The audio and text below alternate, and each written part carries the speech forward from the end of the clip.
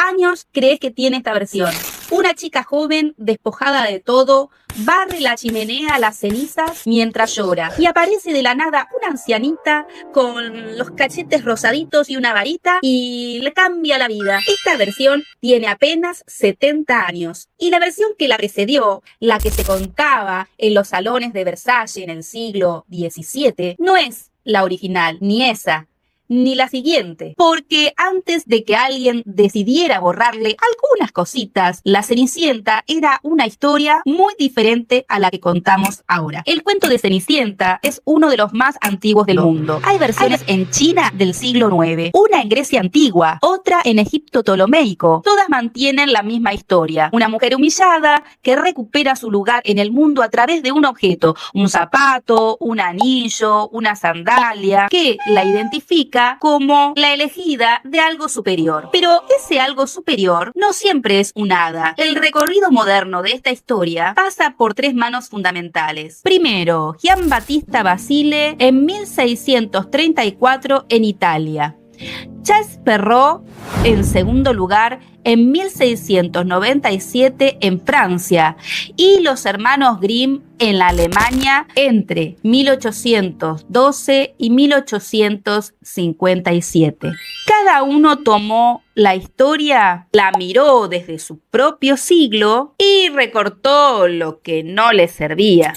Lo que queda cuando se superponen estas tres versiones tampoco es la historia verdadera, pero sí revela algo muy interesante: las intenciones de quienes la contaron. Gian Battista Basile fue un poeta napolitano que recopiló cuentos populares del sur de Italia y los publicó en su colección El Pentamerón en 1634. Era un narrador barroco, excesivo, sangriento e irónico. No le interesaba para nada el tema de la moral. Su Cenicienta se llama Cesolla, y Cesolla no es una víctima, es una asesina. La historia empieza con una madrastra cruel. Hasta ahí es igual que siempre. Pero Cesolla, harta, convence a su nodriza de que tiene un plan. Le pide que la ayude a liberarse. El plan es algo sencillo. Consiste en esconder a la madrastra bajo la tapa de un baúl y luego ¡zas!, cerrar el baúl de golpe sobre su cuello. Después de eso, el padre de Cesolla se casa con la nodriza, que trae 6 hijas propias. Y ahí empieza el ciclo que todos conocemos. La protagonista queda relegada a las cenizas, apodada Cesolla la gata, es decir, la que vive en la suciedad. La figura mágica en esta versión es un árbol de dátiles que le regala un hada, presente en este caso, pero que Cesolla debe regar y cuidar. La magia no va a caer del cielo, sino de lo que se cultiva. No hay hada madrina que llegue a resolver nada. Sí, una protagonista que actúa, que comete un crimen, que sufre las consecuencias de su decisión y que luego trabaja para recuperarse. El príncipe aparece, pero no la rescata. La reconoce, sí. En este cuento, la diferencia es grande, aunque tiene algunos elementos que luego los retomará Charles Perrault. Charles Perrault publicó sus Cuentos de mi madre la Oca en 1697. Era funcionario de la corte de Luis XIV, miembro de la Academia Francesa y un hombre profundamente interesado en quedar bien con la aristocracia. Sus cuentos no eran para niños. Eso hay que entenderlo desde un principio. Eran para los salones literarios de la Francia de su época, donde las preciosas, es decir, las mujeres intelectuales de la burguesía y de la nobleza, contaban historias maravillosas como entretenimiento en los salones de la corte. Perrault tomó cuentos del folclore europeo y los pasó por un filtro muy específico, el de la etiqueta versallesca y la moral católica de la Contrarreforma. Lo que hizo con Cenicienta es casi un manual ideológico. Primero, eliminó toda la violencia activa de la protagonista, Cesolla, ¿se acuerdan? La que mató a alguien. La Cenicienta de Perrault no mata a nadie, sino que espera, llora, perdona y sonríe. Segundo, introdujo el hada madrina. Aunque las hadas ya existían en los romances medievales, Perrault la insertó en este cuento como un mecanismo narrativo muy preciso.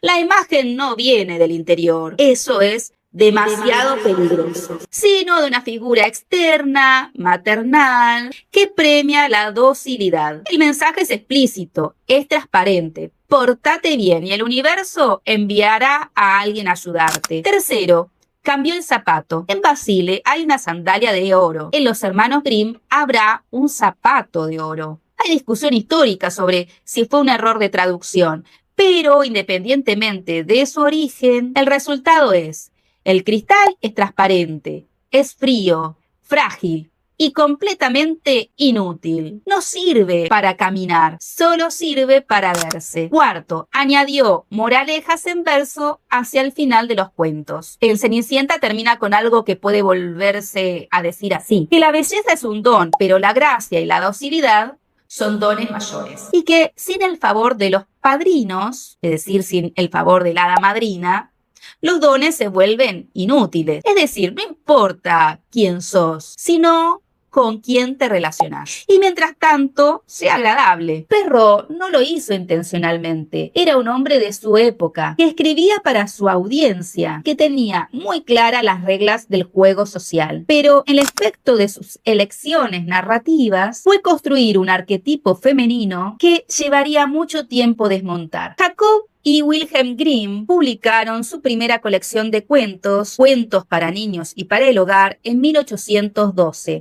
Alemania no era todavía una nación unificada, sino un mosaico de principados ocupados parcialmente por las tropas de Napoleón. Y la identidad alemana era un proyecto tanto político como cultural. Los Grimm eran filólogos, es decir, creían que en el lenguaje y en los cuentos populares vivía el alma, el ser nacional alemán, que recopilar esas historias era un acto de resistencia nacional. Ellos querían demostrar que existía algo profundamente germánico, que ningún ejército podía conquistar. Su Cenicienta, la ceniza del hogar, y su versión no tenía hada madrinas. En cambio, tenía una tumba. Cuando la madre de Cenicienta muere, le dice a su hija algo que en las versiones edulcoradas no aparece: sé buena y piadosa, y yo te cuidaré desde el cielo. El padre se vuelve a casar y la esposa trae 2 hijas. Cuando el padre se va de viaje, le pregunta a sus 3 hijas qué quieren que les traiga de regreso de su viaje. Y entonces las hermanastras piden vestidos lujosos, pero Cenicienta pide la primera ramita que roce el sombrero de su padre al volver. Con esa ramita de avellano, planta un árbol sobre la tumba de su madre y lo riega con sus lágrimas. El árbol crece.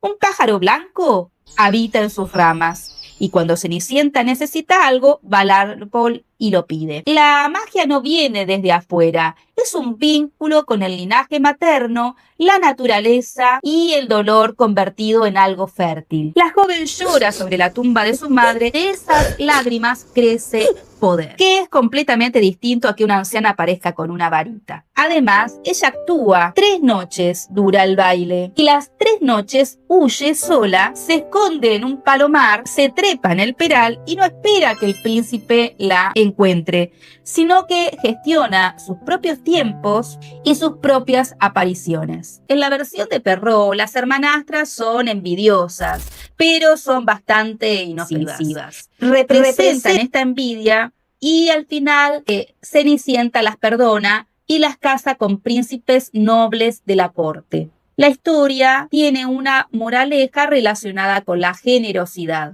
En los Grimm, cuando el príncipe llega con el zapato de oro a buscar a la dueña del pie que encaja, la madrastra lleva a la primera hija a una habitación y le dice: cortate el dedo del pie.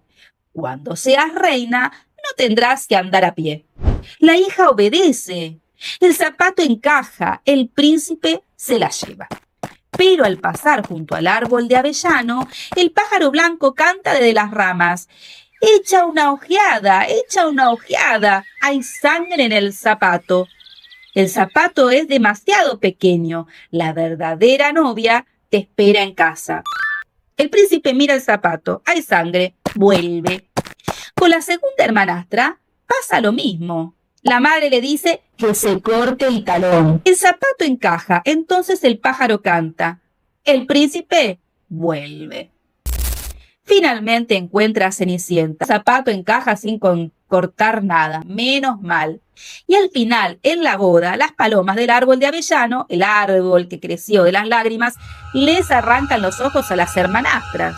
No hay perdón ni generosidad, sino que hay consecuencias. Eso es lo que los hermanos Grimm entienden por un cuento. No una lección de buenos modales, sino un sistema de justicia divinos, donde las acciones tienen peso y el dolor no se negocia. El patrón es siempre el mismo. Las versiones más antiguas del cuento o las preliterarias contienen violencia real, consecuencias permanentes, protagonistas femeninas activas y a veces transgresoras y sistemas de justicia que no pasan por la institución del matrimonio. Perrault tomó ese material y las reformateó para que encajaran en los valores de la corte francesa. Obediencia, femineidad pasiva, recompensa a través del matrimonio y moraleja explícita al final.